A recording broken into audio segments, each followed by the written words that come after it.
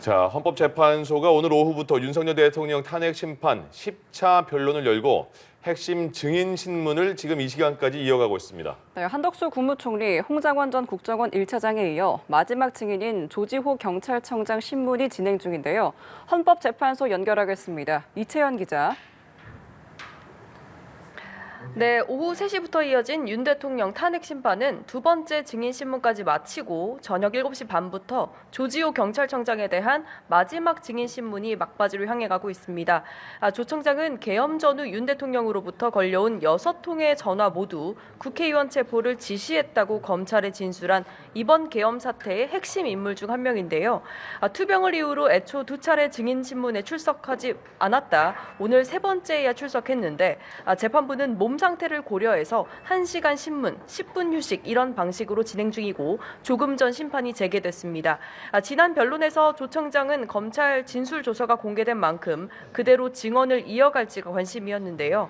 방섭사를 지원해서 정치인을 체포하란 말을 들은 적이 있는지, 또 안가에서 대통령이 의원들을 못 들어가게 막아야 한다고 얘기한 적이 있는지 질문이 쏟아졌지만 자신의 공소 사실과 관련된 내용이라며 답변하지 않았습니다.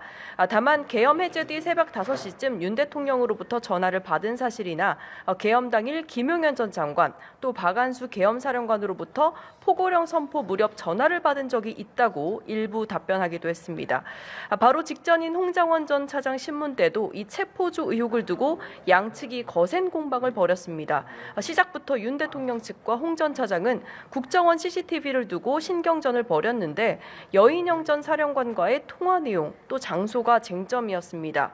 홍 전 차장은 계엄 당일 체포 명단을 적은 건 그날 밤 11시 6분 사무실로 기억한다고 정정하면서도 중요한 건 내용이라는 취지로 이재명, 우원식, 한동훈 등 명단을 들은 기억이 있다고 재차 증언했습니다. 윤 대통령도 발언권을 얻었는데 자신과의 통화를 체포 지시와 연결해서 내란과 탄핵 공작을 했다는 게 문제라고 주장했습니다. 방첩사를 지원해주란 얘기를 목적어도 없는 체포 지시로 만들고 메모를 만들어서 갖고 있다가 홍 전 차장이 해임이 되니까 대통령 체포 지시라고 엮어냈다고 반박했습니다. 네, 오늘 한덕수 총리도 직접 심판정에 나와 국무회의와 관련한 수사기관 진술, 또 국회에서의 증언과 비슷한 입장을 유지했죠. 네, 그렇습니다. 첫 번째 증인으로 나선 한덕수 국무총리는 앞선 계엄 전 국무회의에 절차적 하자, 또 계엄 반대 의견을 표했다는 기존 주장을 일관되게 유지했습니다. 한 총리는 앞서 국회에서 국무회의에 대해 실체적, 절차적 흠결이 있었다고 밝힌 바 있는데 오늘 헌재에서도 통상 국무회의와 달랐고 형식적 흠결이 있었다고 재차 증언했습니다. 앞선 증언대에서 실질적 국무회의를 거쳤다는 이상빈 전 행안장관과는 반대 취지로 말한 것입니다.